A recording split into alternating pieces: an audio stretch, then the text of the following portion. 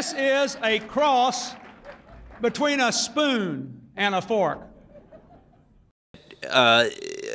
Based on how you design a spork, it can be any percentage that you want. So it could be 20% fork, 80% spoon, or vice versa, and everywhere in between. I mean, I could make you a spork right now that's 5% fork and 95% spoon. It's a lot harder to make it, to turn those ratios around, though, because you're looking at a lot more dead space. So it's making a spork that's 95% fork and 5% spoon would be almost an unusable spork. It'd be way too flimsy.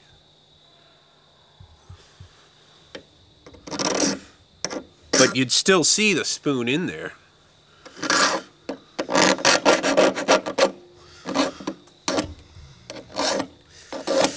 Yeah, no, I used to know a lot of people that made sporks. I mean, these hills, these woods here were full of folks. Well, the Federal Bureau of Investigation keeps statistics on all crimes throughout the country. The reporting process would not necessarily distinguish between murder by spoon or murder by fork or knife. The spork would probably be an amalgamation of the categories spoon and fork, and it would take some data mining in order to separate those types of categories and produce a valid statistic, and I'm not aware of anyone who has endeavored to do that at this time.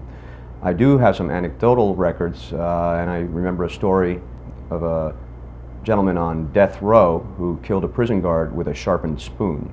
And I don't know if sharpening a spoon would qualify it as a spork unless he actually created tines.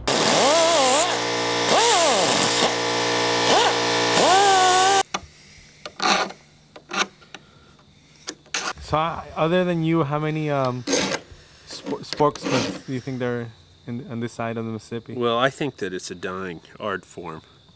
I think that sporks they were more popular back in the 50s, you know, automatic food dispensers and that sort of thing, and of course everybody wanted a spork. But nowadays, you know, spork is like a dulcimer. I mean, it's just not around as much. Not as many people would really respond these days. Back in the heyday? Oh, back in the day. I mean, there were days, weeks, just pallet after pallet of sporks just going out the door. And, you know, they were all stainless steel, so you wonder what happened to them. You never see them around anymore. Some sporks makers in the Georgia mountains still make sporks out of silver or other alloys, in keeping with the tradition of their ancestors. Jim Richardson works tirelessly to keep the family trade alive.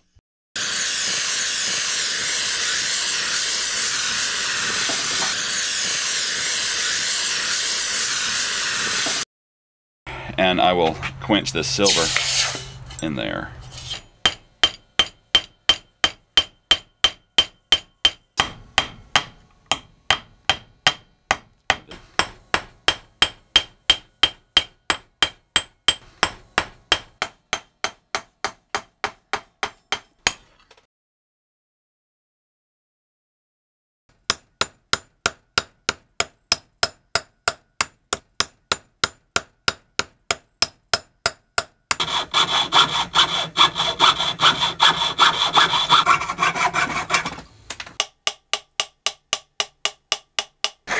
And now it's time to make the tines.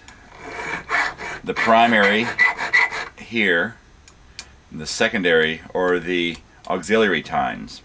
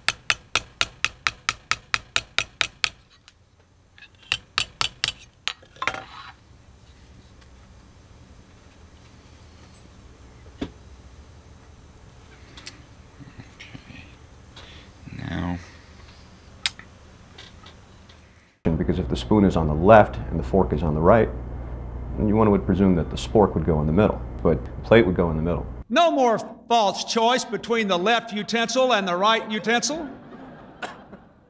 This is a choice in the middle and a choice for the future. This is a big new idea, the spork. This is the test my dad taught me. If it doesn't hurt your tongue, then you're in good shape.